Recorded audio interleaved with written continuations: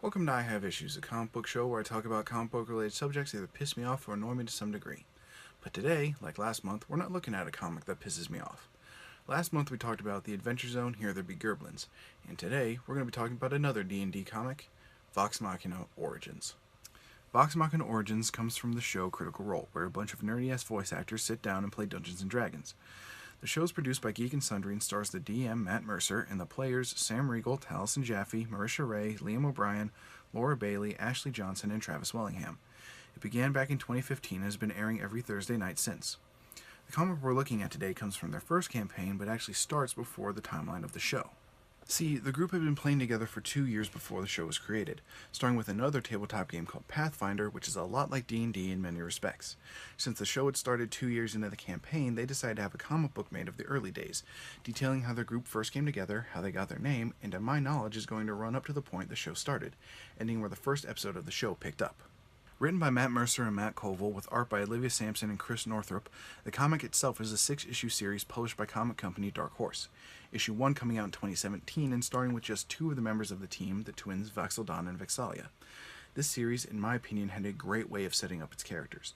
The first 3 issues of the comic are dedicated to 2 members of the original 6-person team, starting with the twins, then moving on to the comedic duo of Scanlan and Grog, before finishing with the bumbling pair of Tiberius and Keyleth. Other members would join later, but that won't be till the next run of the comics in 2019. I love this way of telling the story because it let each of the characters breathe in a way, not trying to set them up too early and letting each issue sort of show what they're all about, which you might not think is necessary because why would you pick this book up if you weren't already a fan and knew what the characters were like? But you have to remember that the show started 2 years into the campaign.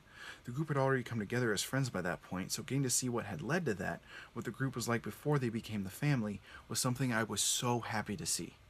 And I don't really want to tell you more than that when it comes to the plot, because just like the other comics I like on the show, I want you to go read it, so I don't want to spoil it.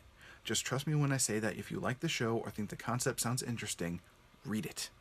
With that in mind, let's briefly talk about the artwork, and the easiest way for me to do that is by comparison, in a way.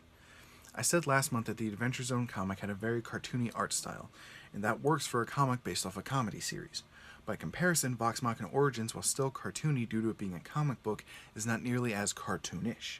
Things have a more natural sense and more realistic style to it, which works because the source material itself is more serious. Critical Role has comedic aspects to it. I've laughed my ass off over some of the things these nerds have pulled, but it's much more of a drama series than a comedy series. So having an art style that is still a bit exaggerated but not a full-on cartoon was the best possible choice for this series. And that's it for me. Thank you guys so much for watching. I hope you enjoyed the video, and I hope you'll come back next month, because next time we're going to get back into superhero comics with Marvel's Golden Boy, Spider-Man. Thank you all for watching. I hope you have a fantastic day, and I will see you all next time.